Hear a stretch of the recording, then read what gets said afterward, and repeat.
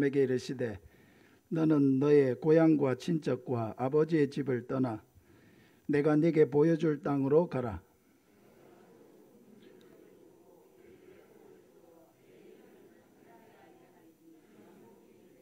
너를 축복하는 자에게는 내가 복을 내리고 너를 저주하는 자에게는 내가 저주하리니 땅의 모든 족속이 너로 말미암아 복을 얻을 것이라 하신지라.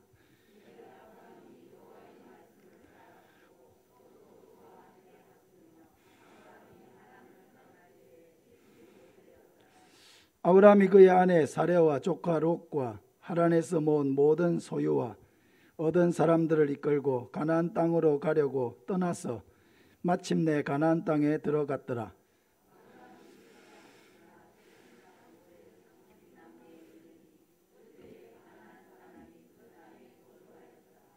여호와께서 아브라함에게 나타나 이르시되 내가 이 땅을 내 자손에게 주리라 하신지라. 자기에게 나타나신 여호와께 그가 그곳에서 제단을 쌓고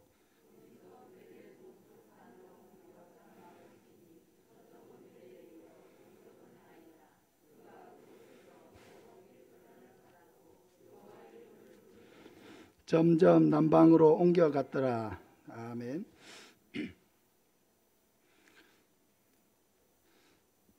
코로나가 워낙 많이 확산되고 있어서 오늘 마스크를 좀 쓰고 하겠습니다. 양해하시기를 바랍니다. 믿음과 순종의 사람 아브라함이란 제목으로 말씀을 전하겠습니다. 오늘은 하나님의 사람 시리즈 세 번째 시간으로 믿음과 순종의 사람 아브라함에 대해서 두 번 혹은 세 번 정도 말씀을 전하려고 합니다. 첫째, 아브라함은 우상 숭배한 가정에서 부름을 받은 사람입니다. 여호수아 24장 2절부터 보면 여호수아가 모든 백성에게 이르되 이스라엘 하나님 여호와께서 이같이 말씀하시기를 옛적에 너희의 조상들 곧 아브라함의 아버지 나홀의 아버지 데라가 강 저쪽에 거주하여 다른 신들을 섬겼으나 내가 너희의 조상 아브라함을 강 저쪽에서 이끌어내어 가나안 온 땅에 두루 행하게 하고 그의 씨를 번성하게 하려고 그에게 이삭을 주었으며 라고 말씀하고 있습니다.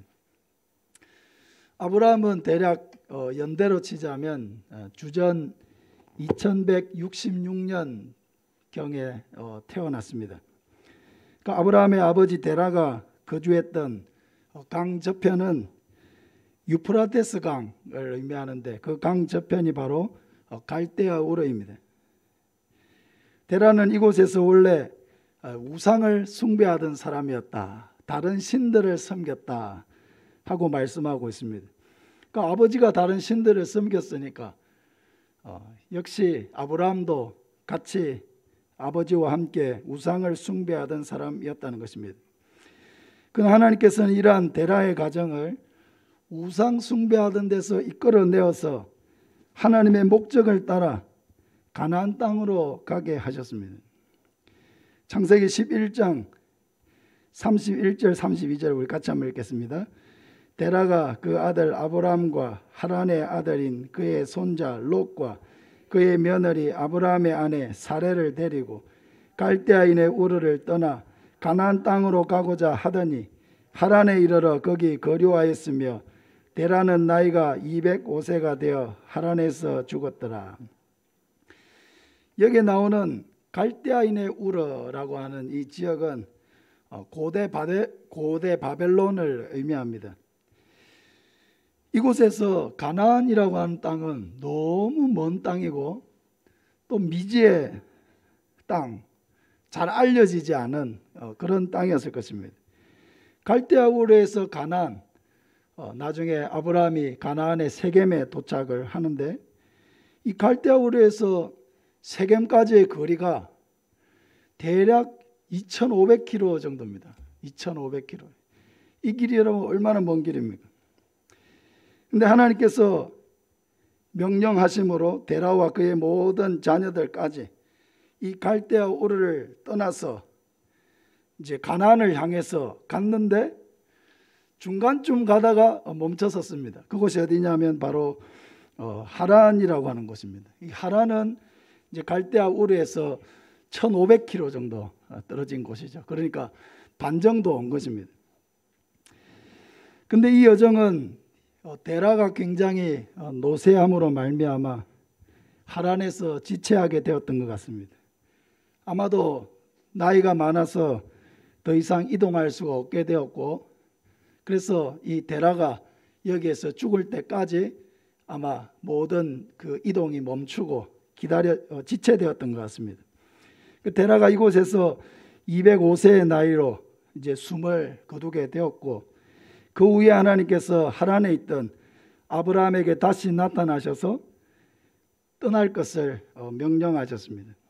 1절에 보면 여호와께서 아브라함에게 이르시되 너는 너의 고향과 친척과 아버지의 집을 떠나 내가 내게 보여줄 땅으로 가라 했습니다. 이 하란에서 또 이제 가나안까지 거리가 직선 거리로는 700km 정도인데 구불구불한 길을 따라서 가려고 하면 대략 이제 1000km 정도의 거리가 되었을 것으로 이렇게 추정이 됩니다. 하나님은 하란에 있던 아브라함에게 원래의 목적지인 가나안으로 인도하시기 위해서 하란에서 떠날 것을 명령하신 것입니다. 오늘날 예수 믿는 사람들도 다 마찬가지지만은 아브라함도 이런 우상 숭배하던 그런 배경에서 자라왔고 살아온 사람입니다. 75세까지 그렇게 살아온 그런 사람입니다.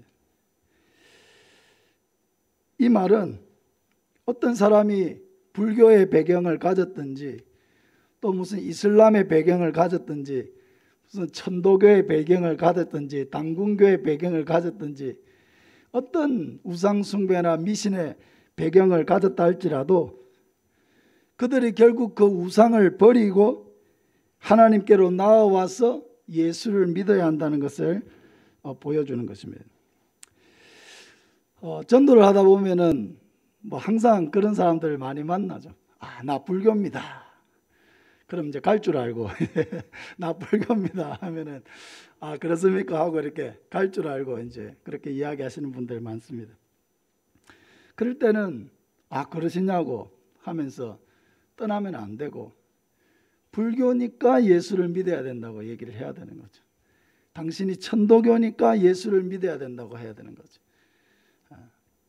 당신이 믿고 있는 것이 왜 잘못되어 있는지를 이야기해 주면서 그들이 그것을 버리고 예수를 믿어야 한다고 말해야 합니다. 모든 사도 바울 시대에 바울이 여러 도시들을 다니면서 복음을 전했는데 그게 예수 믿었던 사람 그 어느 누구도 우상 숭배하지 않던 사람은 아무도 없습니다. 다 나름대로의 우상과 미신을 섬기던 것을 버리고 예수를 믿은 것이지 그냥 예수 믿은 사람은 단 한 사람도 없는 것입니다. 여기에 예수 믿고 믿음 생활 하시는 분들도 여러분이 예수 믿기 전에 여러분 어떤 배경을 가졌습니까? 여러분의 아버지들은 어떤 배경을 가졌습니까? 여러분의 할아버지는 또 어떤 배경을 가졌습니까? 다 아버지, 할아버지, 정조 할아버지 다 올라가면은 그건 다 우상 숭배의 배경을 가지고 있고 미신의 배경을 다 가지고 있는 것입니다.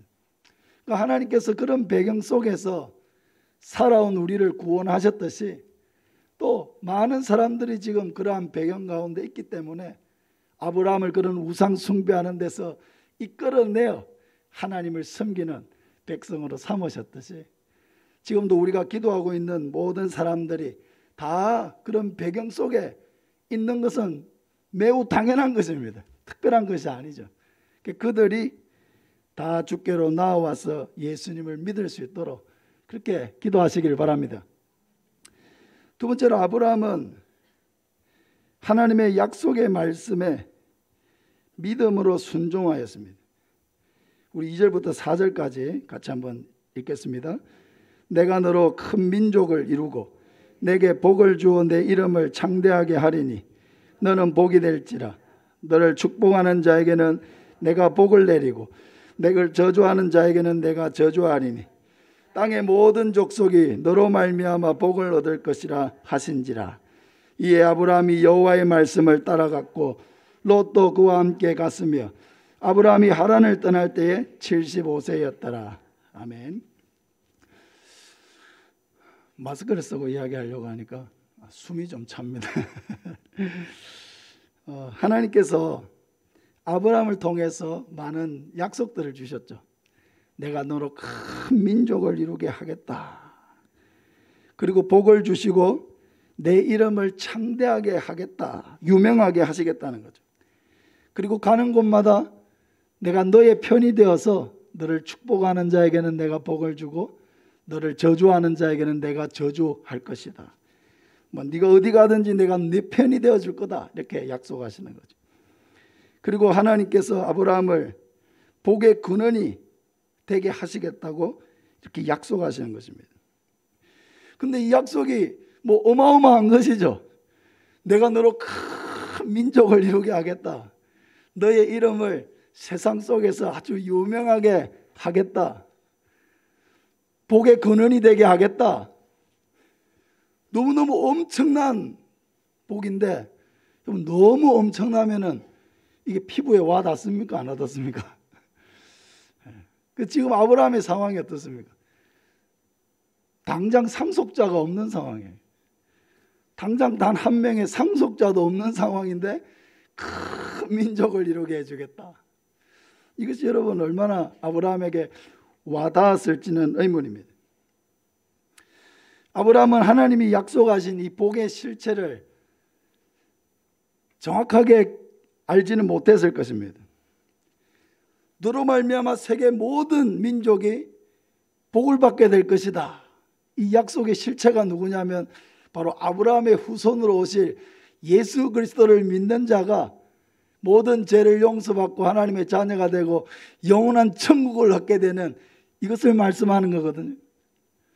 그러니까 자기의 후손으로 나중에 오실 그 메시아를 통해서 하나님께서 세상 만민이 복을 받게 될 것을 이제 그 조상이 되는 아브라함에게 이 약속의 말씀을 주시는 것입니다. 연대로 따지자면은 약 2000년 후에 일어날 일을 지금 하나님께서 말씀하시는 것입니다. 당장 큰 민족을 이룬다라고 하는 이 목표 자체도 이스라엘 백성들이 출애굽할 당시가 되어서야 큰 민족을 이루었잖아요. 그러니까 아브라함에게 이 약속의 말씀을 주신 이후로 대략 600 몇십 년 이후에 일어날 그 일을 하나님께서 말씀하시는 거죠. 아브라함에게는 이 하나님의 약속이 너무나 원대하고 큰 것이지만은 당장 내 피부에 와닿는 그런 느낌으로 오지는 않았을 것입니다. 근데 이 실체가 무엇이든 또 아이 한 명도 없는 자신을 통해서 어떻게 큰 민족이 이루어진다는 것인지 또 자신과 같이 알려진 사람도 아닌 자기를 통해서 어떻게 세상 만민이 복을 받게 된다는 것인지 어떻게 이 자신의 이름이 세상 속에서 유명하게 된다는 것인지 아무것도 어떤 실체도 없고 알 수도 없는 그런 상황 속에 있었지만은 아브라함은 이 하나님의 약속의 말씀을 믿었다는 것이고 그 믿음을 따라서 순종했다는 것입니다. 이 약속의 말씀을 주셨을 때 하나님 어떻게 이런 일들이 저에게 일어날 수 있습니까? 에이, 믿을 수 없습니다.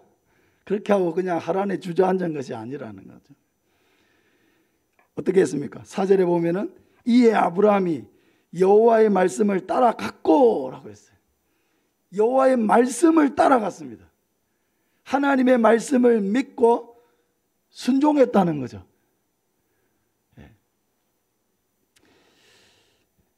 이게 참 중요한 거예요. 이때 아브라함의 나이가 몇 살이었습니까? 75세죠. 결코 적지 않은 나이입니다. 그리고 하란에서 가나안까지는 좀 전에도 말씀드렸지만 약 1000km의 여행을 해야 되는 먼 길입니다. 그럼 서울에서 부산까지의 거리가 얼마인지 아세요? 제가 찾아보니까 477km라고 나오더라고요. 서울에서 부산까지가 477km예요.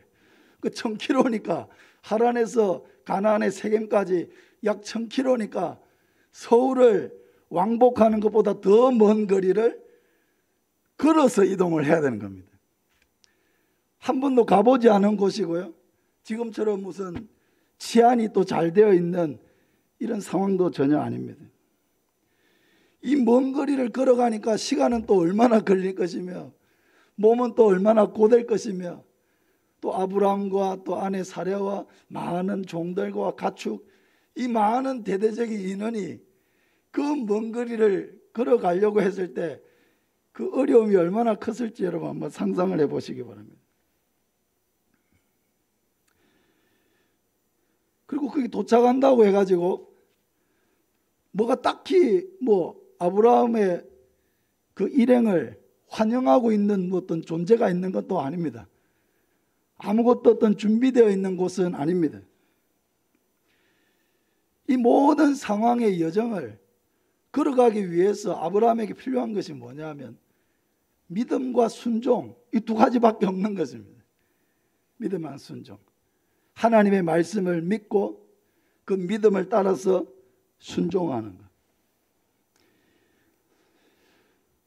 아브라함이라고 하는 이 평범한 한 사람이 하나님의 역사 속에서 위대한 이름이 된 것은 바로 이 믿음과 순종 때문입니다.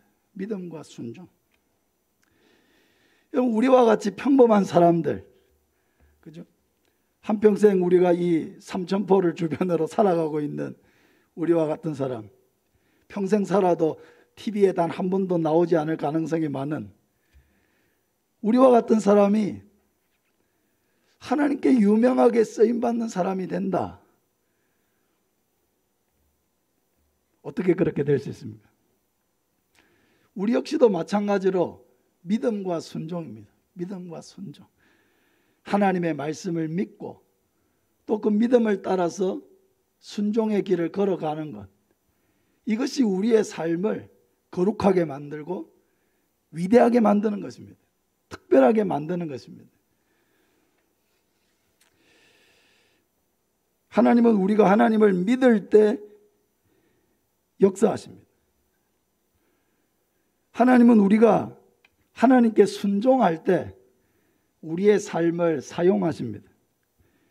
그 믿음과 순종이라고 하는 것은 기찻길과 같은 거예요. 저는 어릴 때 이렇게 할아버지 댁이 저 산 밑에 있어가지고 할아버지 댁으로 가려고 하면은 기찻길을 따라서 한 300~400m를 이렇게 걸어가야 되는 그런 길을 갔었거든요. 기찻길 위로 막 이렇게 많이 걸어 다녔었는데, 기찻길은 어떻습니까? 두 개의 레일이 나란히 놓여져 있죠. 똑같이. 예. 두 개의 레일이 나란히 놓여져 있습니다. 그러니까 믿음과 순종이라고 하는 것은 기찻길과 같은 거예요. 믿음이 가는 곳에 뭐가 가요? 순종이 같이 가는 거예요. 순종이 가는 곳에는 뭐가 가는 거예요? 믿음이 그곳에 있는 것입니다. 믿음과 순종은 결코 따로 놀 수가 없는 거예요. 하나님을 믿는 사람은 순종하게 되어 있습니다. 순종하는 사람은 하나님을 믿는 것입니다. 이 두 가지는 결코 따로 갈 수가 없습니다. 항상 함께 가는 것입니다.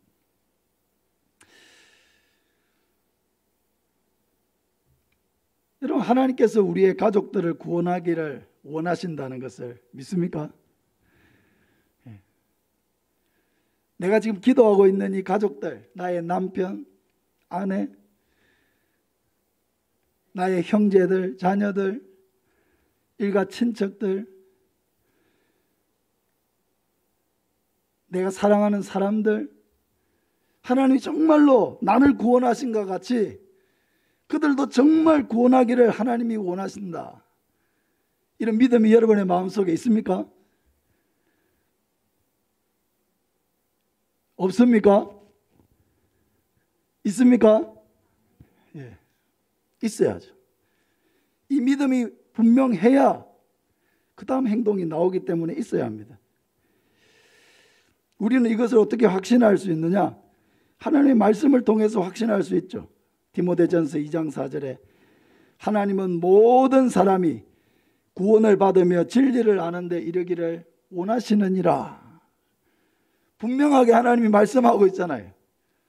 하나님은 모든 사람이 구원을 받으며 진리를 아는 데 이르기를 원하신다. 하나님의 뜻이 분명하게 말씀 속에 나타나 있습니다. 모든 사람, 그 모든 사람 속에는 나의 가족들이 다 포함되어 있죠. 내가 기록한 그 태신자들 한 사람 한 사람의 이름이 기록되어 있습니다. 하나님은 내가 기도하고 있는 이 사람들이 정말로 구원받기를 원하시는구나. 이 영혼들을 구원하기를 원하시는구나. 이런 확신을 우리 마음속에 가져야 합니다. 또 고린도후서 5장 17절 우리 같이 한번 읽을까요? 그러므로 누구든지 그리스도 안에 있으면 새로운 피조물이라. 이전 것은 지나갔으니 보라 새 것이 되었도다. 할렐루야. 누구든지 그리스도 안에서는 새로운 피조물이 될 수 있다고 말씀하고 있습니다. 그 사람이 어떤 배경을 가졌든지 하나님은 그를 구원하기를 원하신다는 것을 우리는 분명하게 확신할 수 있습니다. 누구든지 그리스도 안으로 들어오기만 하면, 예수 그리스도를 믿기만 하면 이전에 살아왔던 삶과는 전혀 다른 새로운 삶을 살게 되고 새로운 자신을 발견하게 되고 새로운 소망이 그의 삶을 이끌게 된다는 것을 우리는 이 말씀을 통해서 분명하게 확신할 수가 있는 거죠. 여러분, 이 확신이 있어야 우리는 순종할 수가 있습니다. 이 하나님, 구원하기를 원하시는 그 하나님을 믿을 때 우리는 이 영혼들을 위해서 기도하게 되는 거죠. 희생하게 되는 거죠. 그들을 섬기게 되는 거죠. 그들에게 어떻게든 복음이 전해질 수 있도록 힘쓸 수 있는 거죠. 구원하기를 원하시는 하나님에 대한 믿음, 그 영혼을 사랑하시는 하나님에 대한 믿음, 그 믿음이 먼저 우리 안에 있어야 그 영혼을 위한 헌신과 사랑과 섬김과 헌신과 그런 인내와 그들을 인도하는 모든 일들이, 그 모든 순종이 따라올 수가 있는 것입니다. 하나님은 그 영혼들을 구원하기를 원하실 뿐만 아니라 그 영혼을 누구를 통해서, 바로 우리 자신을 통해서 구원하기를 원하신다는 것을 우리는 알아야 합니다. 그래서 하나님의 사역에는 우리의 믿음과 또 동시에 우리의 순종이 절대적인 거예요. 저는 가족 이웃 초청주의를 굉장히 중요하게 생각하는 사람입니다. 왜 제가 이것을 굉장히 중요하게 생각하게 되었냐면은 제가 저는 2014년에 목사 안수를 받았고, 물론 그 전에 2년 동안 또 강도사로, 또 3년 동안 전도사로, 목사 안수 받을 때까지 5년, 또 2014년에 목사 안수 받고 나서 벌써 지금 이제 8년이 됐지 않습니까? 벌써 한 13년 정도의 그런 목회 사역이 있었습니다. 그동안 이 가족 이웃 초청주의를 통해서 하나님이 얼마나 많은 사람들을 구원하셨는지 모릅니다. 할렐루야. 한 번도 초청주의를 했는데 아무 열매가 없었던 일이 단 한 번도 없습니다. 가족 이웃 초청주의를 하면 하나님께서는 꼭 사람을 보내셨고 꼭 그 초청주의를 통해서 믿는 사람을 주셨어요. 믿는 사람. 여러분, 이 초청주의를 한번 하려고 하면은 얼마나 많은 에너지가 들어가는지 여러분 모르실 거예요. 1년에 한 번을, 이것을 정기적으로 1년에 한 번을 하는 것도 쉽지 않은 일이에요, 사실은. 3개월 정도 정말 집중해서 이 일을 여러분 해야 합니다. 근데 이 일을 저는 꼭 2번을 하려고 이렇게 애를 쓰는데 그것은 내가 힘들다고 하지 않으면 구원받을 영혼을 구원받지 못하게 하는 것 같아서 저는 책임감을 갖게 돼요. 힘이 들어도 이것을 준비해서 하기만 하면 하나님께서 몇 명이라도 이 초청주의를 통해서 구원하실 것을 알기 때문에 누군지는 모르지만은 그 하나님께서 구원하실 그 영혼들에 대한 기대와 소망이 있기 때문에 힘이 들어도 이것을 하려고 하는 것입니다.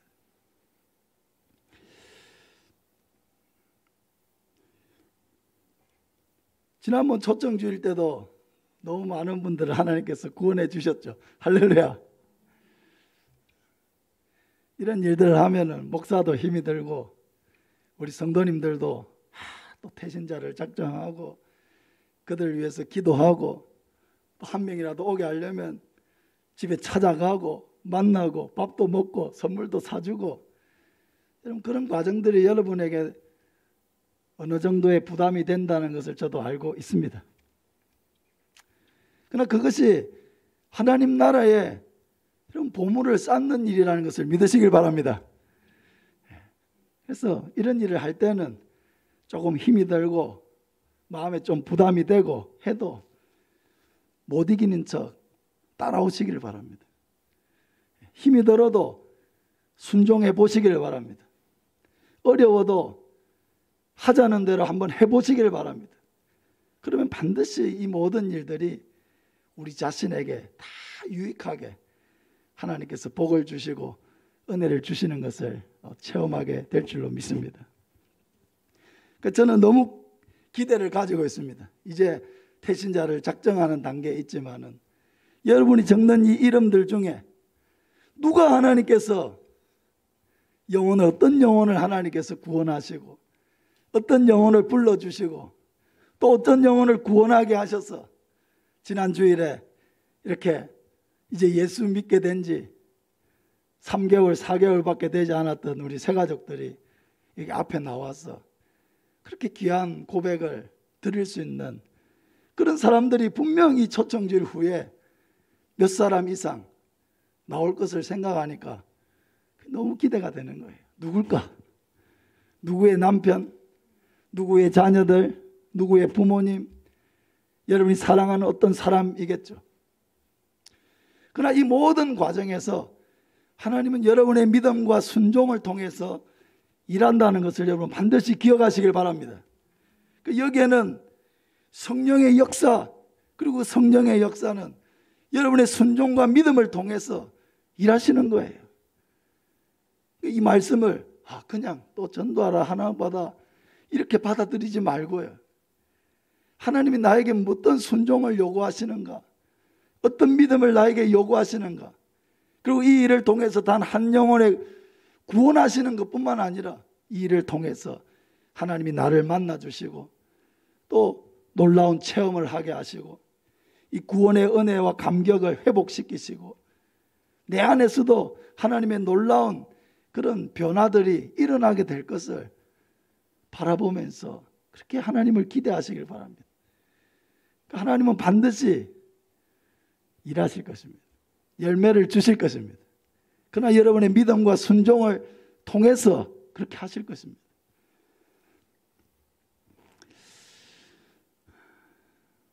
가족 이웃 초청주일, 이번에는 어떤 분이 주인공이 될까? 어떤 분이 전도왕이 될까? 궁금해집니다. 누구든지 다 될 수가 있습니다. 태신자를 작정하는 일부터 순종하시길 바랍니다. 이게 무슨 소용이야? 이렇게 써가지고 한다고 무슨 일이 일어나? 그런 자기 생각이 들어도 일단 순종을 해보시기 바랍니다. 10사람까지 적을 사람이 어디 있어? 그럼 자기 생각이 들어도 그래도 10사람에서 20명을 써보라니까 누구든지 찾아서 10명에서 20명을 써보시길 바랍니다. 모든 일은 순종을 시작하는 데서 역사가 일어나는 거예요. 아무것도 안 하면 아무 일도 일어나지 않겠죠. 아무것도 안 하면 편하겠죠. 아무것도 안 하면 아무런 역사도 경험할 수 없습니다. 그러나 일을 시작하고 해야 될 일을 하고 기도를 시작하고 전도를 해보기로 마음을 먹고 태신자를 내 목표로 삼아서 어떻게든 이 초청주의를 이용해서 우리 사랑하는 가족들을 구원하는 계기로 삼아야 되겠다. 그런 마음의 소망을 가지고 기도를 시작하고 전도를 시작하면 반드시 하나님이 열매 맺게 하시는 것을 경험하게 될 줄로 믿습니다. 그래서 이 은혜의 방관자가 되지 마세요.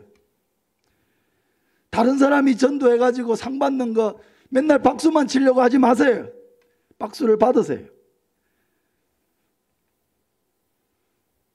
은혜의 방관자가 되지 말고 주인공이 되세요. 하나님의 역사의 주인공이 되려고 하세요. 멀찍이 있어서 은혜를 맛보지 못하고 그러면 안 되거든요. 하나님의 은혜를 맛보아야 돼. 하나님의 선하심을 맛보아야 돼. 말씀대로 일하시고 역사하시는 하나님을 맛보아야 돼. 체험해야 돼. 순종과 믿음이 없이는 아무 역사도 변화도 일어나지 않습니다. 순종하는 일을 시작하세요. 내 생각이 어떠하든지 하나님을 믿으세요. 구원하기를 원하시는 하나님을 믿으세요. 믿고 작은 것이라도 순종을 시작하면 그때부터 하나님이 나와 같이 연약하고 부족한 자들을 통해서 또 한 영혼을 구원하시는 그런 축복의 통로로 우리 자신도 쓰임받을 수 있다는 이 분명한 믿음의 확신을 가지시기를 바랍니다. 그래서 우리를 통해서 하나님의 놀라운 은혜가 일하고 역사하는 것을 체험하고 하나님의 사역의 주인공들이 되시기를 예수님의 이름으로 축복합니다. 우리 같이